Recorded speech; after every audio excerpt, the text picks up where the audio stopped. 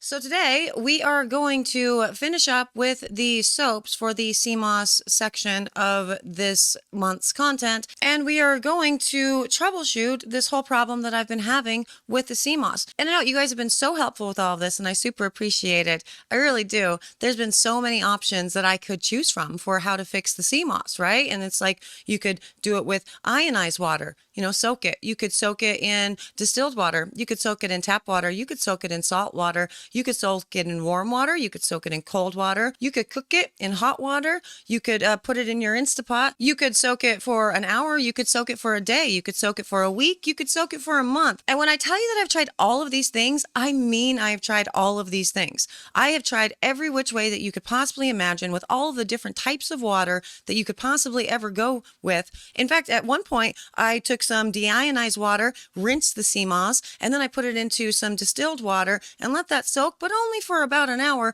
And then I put it into some tap water and let that soak for another 32 minutes. And then from the tap water, rinse it again with deionized water again. And then I put in some salt water, and then I put that into a pot on the stove and I cooked it for like 30 minutes. And then I took that whole pot and I put it inside my Instapot.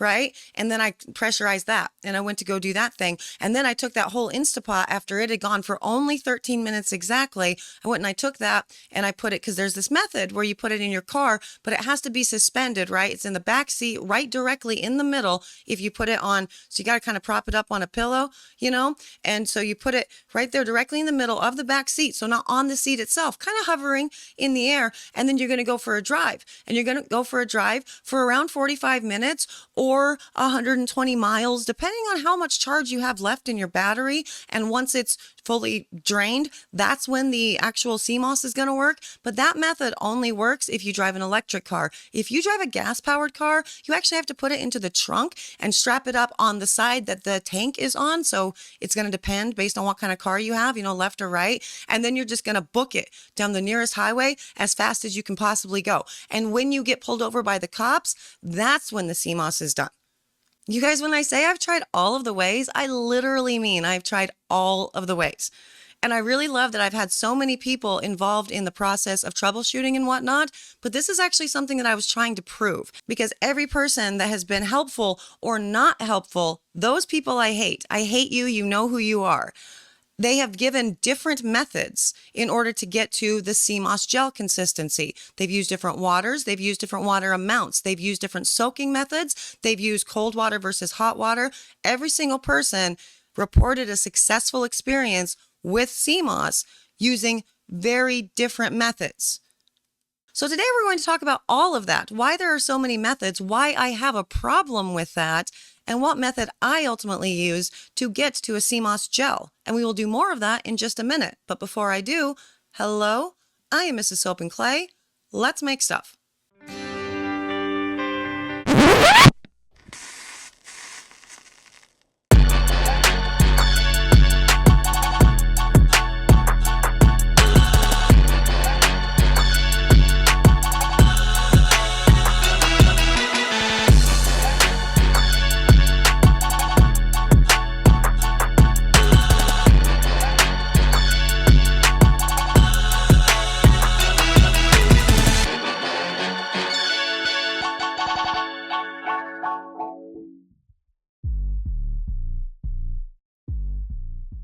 How's it going, Sudsers? Welcome back to the channel. You are at Soap and Clay, where we make all the soapy things. And as I said, you are here for another sea moss journey, and we're going to be making two different types of sea moss soaps today in this video, so it's going to be a little bit longer, which I love, because I've missed longer content.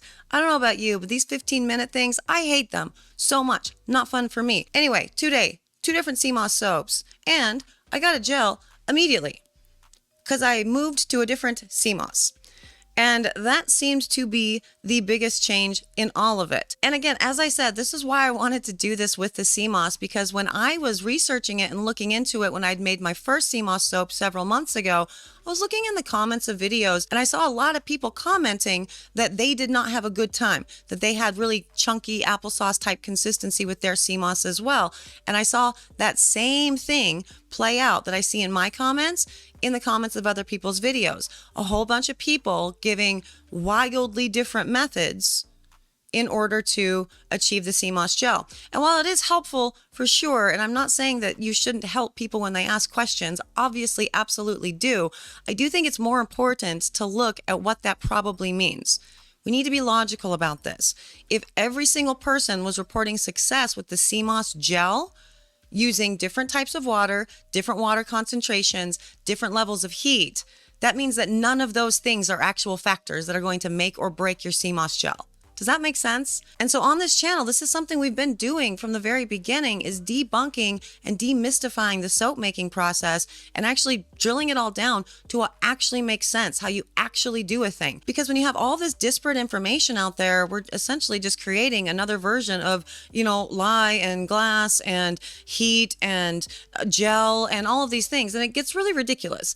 And so first up, the type of water that you use with your sea moss does not matter. It does not matter. This is for a hydration purpose. Sea moss is in salt water, right? And so you could use salt water to rehydrate. But again, if the goal is just to get the actual H2O molecules into this so it can start absorbing and essentially soften up so you can then mix it into a gel, it doesn't matter what kind of water you use. And whether it's hot or cold, that also doesn't matter. I have looked at all things sea moss, and there's no indication that actually cooking it for a low, slow cook is going to impact any of the nutrients within the sea moss itself. And logically, that makes sense as to why it wouldn't. So there's that. Now, speaking of the nutrients within itself, to that, you don't need to actually gel this in order to get the benefits. It's going to be easier, it's going to look nicer, but it's not a requirement at all. If you look at the packaging of all of the sea moss and the directions that it gives across all of the different websites or anywhere that you could buy and just pick it up and whatever for consumption, they all say something different. And a lot of them say you can just eat it. You can just take it and eat it like jerky. Awesome. So it's not even a requirement to actually create a gel. That said, this particular sea moss that I got created a gel immediately, like as soon as I put it into the water, without blending it, without having to do anything with it. It created a gel with the original water that I used to soak within about 20 minutes. And so I think the people that were onto the whole it's fake sea moss, which we are definitely going to talk about in this video, because let's not say that there's fake sea moss. It's not fake sea moss. It's not like they're creating, it's not fake sea moss. But we're going to talk about what that means in this video. But the people that were on that train, that you got bad sea moss or it's fake sea moss, that was where I was hoping everybody would ultimately go with that. Not all sea moss is created equally, and we are about to see that in beautiful real time with these two soaps that I'm making using two different versions of how I choose to incorporate the gel itself. So let's get to the making of these two soaps, and we will talk more about fake sea moss and the benefits of sea moss and the methods of sea moss extraction, and why we're going to finally just put all of this big information here into one thing that makes sense so we can use it consistently as soap makers. So let's go there and do that.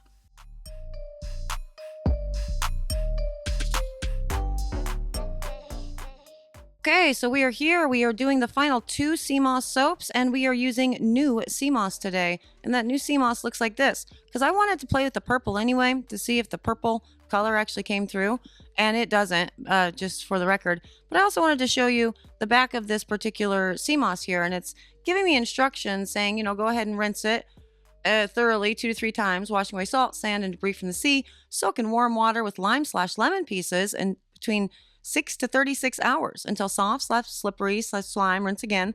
And then to blend it, you add to a blender with water in a ratio of 1 cup sea moss to 1.5, so 1 to 1.5 or 2. If it's too thick, add more. Blend until smooth and creamy. Creamy. Never got creamy.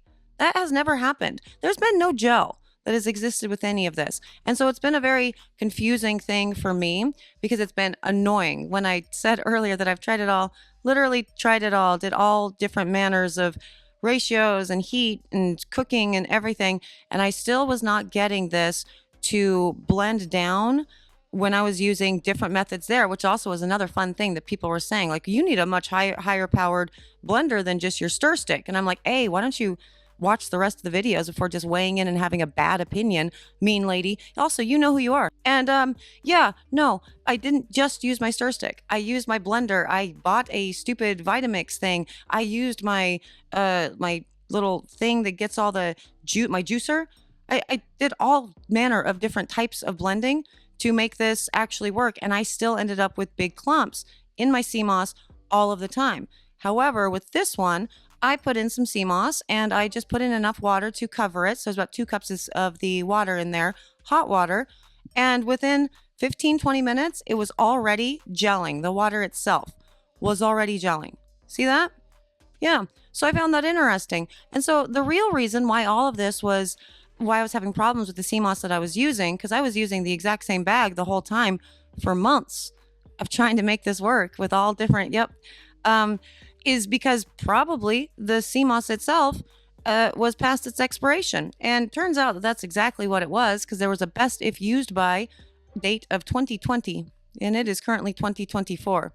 So that was actually probably what was going on with all of that. But the other thing that was brought up with the sea moss conversations, like the good information that was given, was something about fake sea moss. And I'm like, well, what are we talking about now? What is fake sea moss? And there's no such thing as fake sea moss. Okay, so just first up, you're not getting like soy instead of sea moss. It's still sea moss. But according to this interesting website, seamoss.co, you can get real sea moss or pool harvested sea moss. And there are ways to tell the difference. Now, I will link this website down below so you can, go and review it and everything and check out all the information. But seamoss.co, they're selling sea moss. So just do keep that in mind when you are looking at it. But there's no such thing as fake sea moss. So pool harvested sea moss exists, but they grow it in a contained pool, which I'll give you more information about in a little bit. For the actual lye solutions that I am doing for these final 2 soaps, I am taking first up just the water that came out in the first thing, not blending it, not doing anything with it. I'm just weighing out 3 ounces of the water into one of these batches and using that in place of 3 ounces of the normal water that I would otherwise use within my lye solution. So I am substituting this time. So that means there's going to be less water overall than what we saw in the first 4 soaps, which is another, change. And then for the second batch, I am going to do it both ways. So 3 ounces of sea moss gel are going to end up in the lye solution, and 3 ounces of the sea moss gel are going to end up in the soap oils themselves. After I take the stir stick to what I have left here, rehydrate that, and see if I can blend some stuff out of it. Now, for the blending part, it's not actually necessary to blend it. It's not necessary if you're consuming it to blend it. Everywhere that I saw, including on this website, this seamoss.co, it's like, yeah, you can just soften it up in some water and then eat it just like that. But if you want to create a gel, you can do these other things and you can actually, blend it up and whatever, but you don't have to. It's just if you want to. Now, for purposes of soap, obviously we would want to do the gel because it's going to be easier to incorporate. You're not going to end up with the chunks. And the chunks, as I said before, I was concerned about the chunks being in there because the bar looks super unhealthy, and also maybe because there might be too many minerals within all of this, thus inhibiting the lather. And I really don't want a really sparse lather, especially for people who live in areas that have hard water, because I don't put anything in my soaps for like citric acid or anything to prevent soap scum and all of the jazz. I don't do that. I haven't found a need to do that, but I do ship all over the country as well as parts of the world, and nobody has ever reported having problems and it having a bad lather. So my recipe has been good, and I don't want to put anything in that would then require me to add citric acid. That said, if you're working with sea moss, it might be a good idea to go ahead and add some citric acid to combat the potential for the minerals and the hard water and the soap scum anyway. I have had reports from sudsers that make sea moss soaps, use sea moss soaps, love it, but they do add citric acid. So I do believe that that's probably going to be the best way to use your sea moss when you're putting it into the soap, because we do not want soap scum and all the jazz, obviously. Now, to the gel, back to the gel. As you can see, I took a stir stick to this and broke it up, and I'm still getting some pieces that are very hard to break down. But as you can tell from the color of it, we definitely ended up with well, it is a gel consistency. This all looks more like aloe vera than anything I've seen so far, so that's been great. But these pieces are still very hard, and so I would probably need to take this to a Vitamix or a blender in order to use it in cosmetics, which I will do, but that's later this week.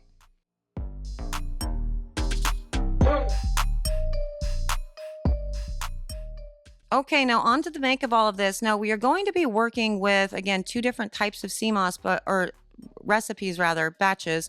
And we are going to use this purple kaolin clay, which I found to be very interesting because on the website it says 100% kaolin clay. It's bright purple. It actually goes into the oil to be dispersed like you would see with a pigment, and not at all like I am familiar with the clay. So whatever, but if you remember when we used this before, it discolored to orange. And I didn't know if it was going to be because of the actual colorant of the kaolin clay or because of the fragrance. And so within these batches, the first batch that I'm doing with the orange on the bottom, the purple, but it does discolor to orange still, it will be scented with a scent that does not discolor, does not have any issues whatsoever within soap making. It's very soap friendly.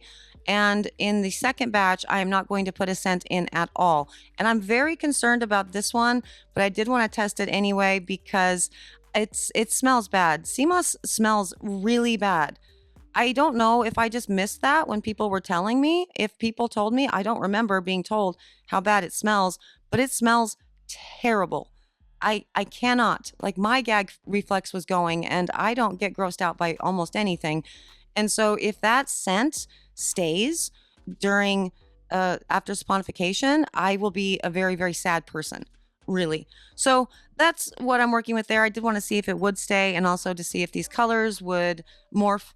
And again, spoiler alert, they did morph with both of them. And so we'll talk more about that later. But I guess back to the gel thing. So the benefits that you're going to get from the gel, so all the nutrients that you're going to get, your omega-3s, 6s, 9s, that exists within the sea moss itself. You know what I mean?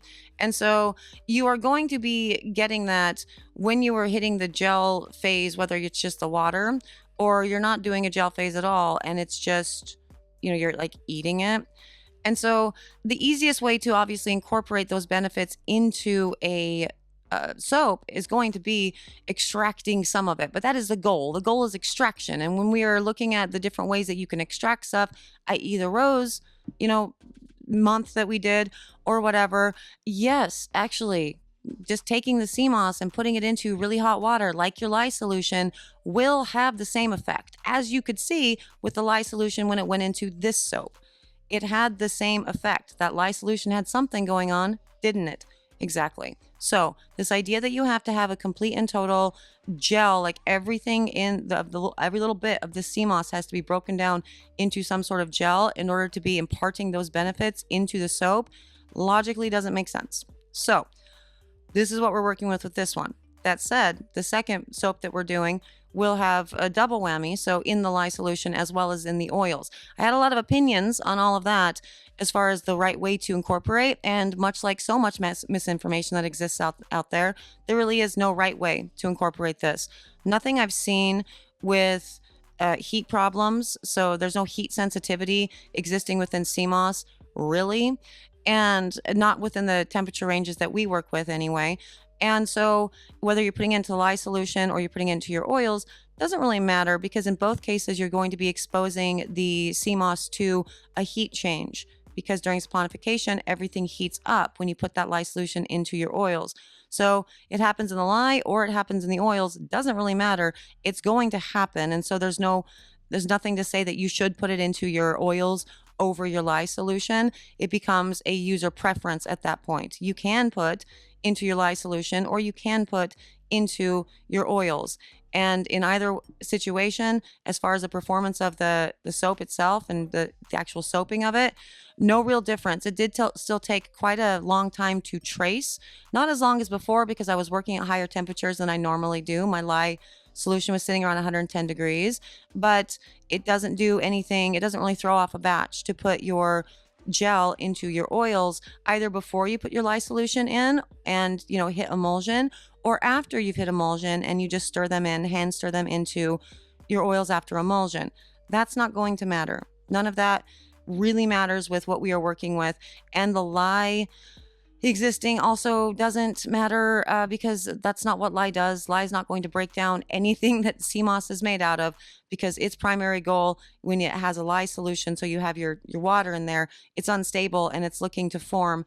And with the fat, listen, we've done lye solutions before, so we know all of this. But net, all of these ideas of how you should only do this, or it failed because you did it, you put it into your lye solution instead of, that's garbage. That's bad logic. So let's not do that, okay?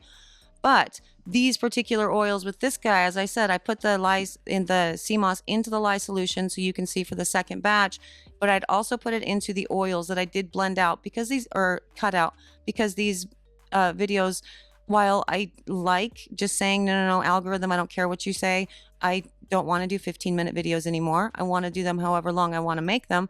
I still had to cut some stuff out because it does get a little long. But anyway, I did blend those into the oils before putting the lye solution in. So double whammy of this, more concentrated. I want to see if that's going to throw the batch, or if what we're really looking at with this whole sea moss journey has been just the existence of the sea moss chunks in there is grossing me out and making me think that it's all unhealthy, when in actuality it's fine. And we're going to do lather tests for everything, so we're going to be able to see that and see like how ugly they look after a big long cure, because it has been a really long cure. So we'll do that tomorrow for sure.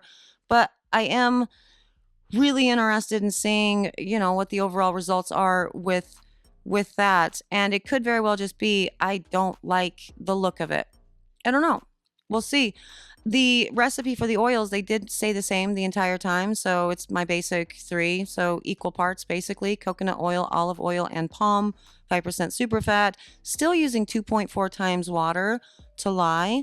But within both of these, I did eliminate the additional water content that would have been found within the sea moss and use that as a portion. So I substitute the sea moss for a portion of my water, is really the point.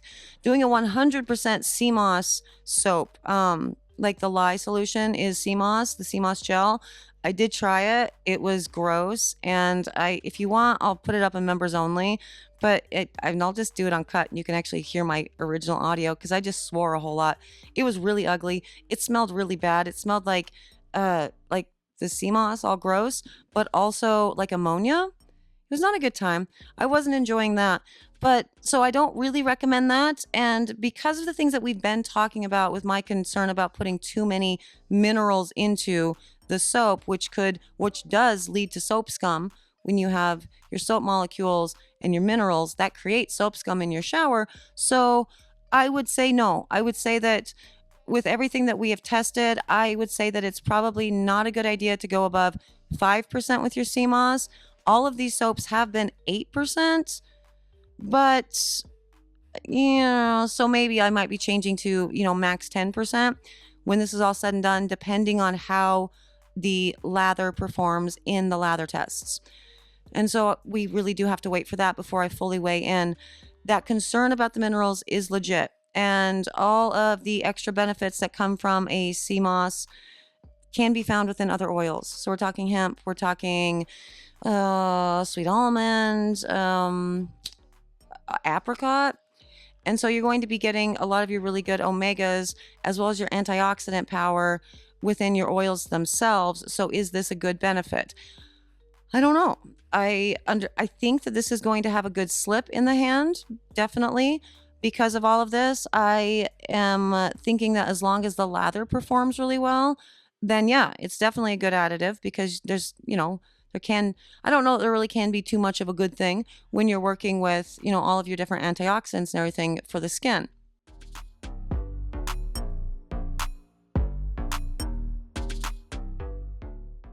Okay, now onto the cut of this. Now this is the first one that we did. These were C-popped and gelled, both of them. and poured at the exact same time, being unmolded at the exact same time. And let's see what we are working with the inside. But I did want to let you know some more information about the ocean harvested sea moss versus the pool harvested sea moss. So real sea moss, apparently, according to seamoss.co, ooh, look how smooth that is. That's what I was going for. That's beautiful. Okay, that looks stunning. Remember, that's just the 3 ounces of the sea moss gel in the lye solution with that. So real sea moss is super thin inside. It has a residue of salt. It has a dried texture. It is harvested from the ocean. Other seaweed might be attached, and it has contrasting shades of color. Okay, cool. Versus pool harvested sea moss, it is super thick in size. It has a thick layer of salt. It has a moist and wet texture. It is grown in pools with a salt brine. No other seaweed is attached, and has little or no shades in color. And the actual sea moss gel, the pool harvested sea moss gel, can be harder to break down because of the way that it is created, the way that it is grown. So that may have been what I was working with. It was not moist in texture. It did not have any layer of salt whatsoever. And I'm thinking that could be just because it's expired. No moisture, none of that stuff existed. And as far as thick versus thin sea moss, the stuff that I worked with the first time, it was definitely thicker than this purple that I worked with this time. But I bought like 4 other types of sea moss, and even this purple sea moss, and even from this website, this seamoss.co, and it has the same diameter, the same size and texture of the sea moss that I bought that gave me so many problems. So I don't know. That's just interesting information on a website that sells sea moss. So just keep that in mind. Again, you can go look at it. It's very cool. But it is interesting to know that sometimes they do, in order to, make the process easier, they will grow this in pools to keep, all of the different parameters in check. I don't know. I think that's kind of cool. So this is the first soap, and then the next one, final one, this one has 3 ounces of the sea moss within the lye solution itself, as well as 3 ounces of the sea moss in the soaping oils that were put in before I added the lye solution. And it looks very similar. It really does. It has some interesting, not exactly soda ash on top. It's more of like a layer of fat. So that's kind of fun. It does suggest that more fat got put into the overall recipe. These were not adjusted for citric acid or anything at all. None of that was included. As I said, I do think you should include that in your soaps if you're going to be using sea moss, just to be safe, because you don't want to create soap scum with the end user. That would be bad. And citric acid for hard water, it's a good thing across the board. So what are we seeing with all this? Well, we're seeing a reasonably healthy looking bar of soap. Why? I think honestly because it doesn't have all those ugly chunks of sea moss that's making me feel like there's something off. How will they perform? I don't know. Hand feel feels pretty good. There's no flaking off of anything. Everything is very smooth and beautiful. I don't have any reason to assume that this wouldn't be a good lather, even with the Basic 3, because Basic 3 is always a great lather. The Lots of Lather blend is insane. But this is, I don't know. I think all signs are pointing to this will probably lather very, very well. The unfortunate part about this one is these 2 soaps will only have the benefit of a week's long cure, a 1-week cure. And the rest of the soaps that were made, they were actually made, back in February. And so they've been curing for a couple months. So will this lather be misrepresented? Yeah, possibly. Probably not. That's not really how lather tends to work within soaps. I think that it has been enough time based on the recipe, but I don't know. We're going to find out. We're going to look for softness of the bar, for texture of the bar, for sliminess of the bar, all the things when we do a lather test. But just cutting these and looking at them, really beautiful. It was a really beautiful experience. I don't think there's any real problems. Assuming that this lathers well, like I said, if it lathers well, then yes, sea moss is a good thing actually. But I have my doubts that they're going to lather well. But this is part of what the channel is all about. If they lather well, then I will be shown to be wrong, and that's fine. My hypothesis is the sea moss is going to, because of the mineral content, is going to make that lather a very poor, very slight lather. And so, you're working to test against this hypothesis, So we'll see what happens. And overall, I really do think if people are having problems with CMOS, the best thing to do is probably to switch to a different CMOS. Or look at your packaging and see if it's expired, because it was. That's fine. That's really cute. That's looks like eyeballs in there. That's kind of cute. So there you go. There's a soap number 2, and tomorrow will be the lather test. But now it's time to go back to my face for more chit chat. So as you can see, both those soaps are absolutely stunning. It was what I was going for from the very beginning. I wanted a nice smooth bar of soap, and the only texture that exists to be the poppy seeds. As you can also see, that purple 100% kaolin clay went orange again. And because I used a fragrance that didn't discolor at all, as well as eliminated the fragrance entirely for the other batch, it's not anything to do with the fragrance. It's just a reaction that's occurring within saponification because of this kaolin clay. It's not 100% kaolin clay, obviously, because it's bright purple. And so therefore the colorants that were put in to make it bright purple are not soap safe because they did morph in color. So definitely keep that in mind too when you are looking up information online or looking on Amazon or wherever you're going to get stuff, because this particular company that sells these clays, they have their own website properly and sells specifically to soap makers. And so do pay attention to that for sure. So ultimately I loved these soaps. I was really glad in doing the soap that didn't have the scent in it that the actual smell of the sea moss did not come through, because it was horrible. It was horrible. I have one of the soap and clay kidlets who has a very weak, has very sensitive gag reflex. And so the second she smells something, she's vomiting all over the place. And I have a really strong gag reflex. It takes a lot to gross me out. And we cleared out the house at that point. And I'm apologizing to them as I'm taking it out of the house and immediately driving it over to the shop, with the method that was used before. So maybe that's why, in order to keep it out, because it was not a fun time for the family. Smelled terrible. Nobody's told me how bad sea moss smells. And honestly, I don't know how you guys can stomach it. Like to just eat a tablespoon of it.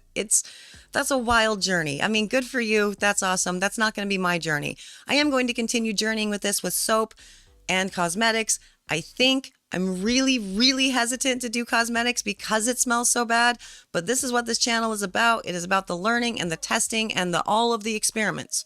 And so I'm going to suck it up and put on a nose clip and a mask and, do the thing. So that'll be fun.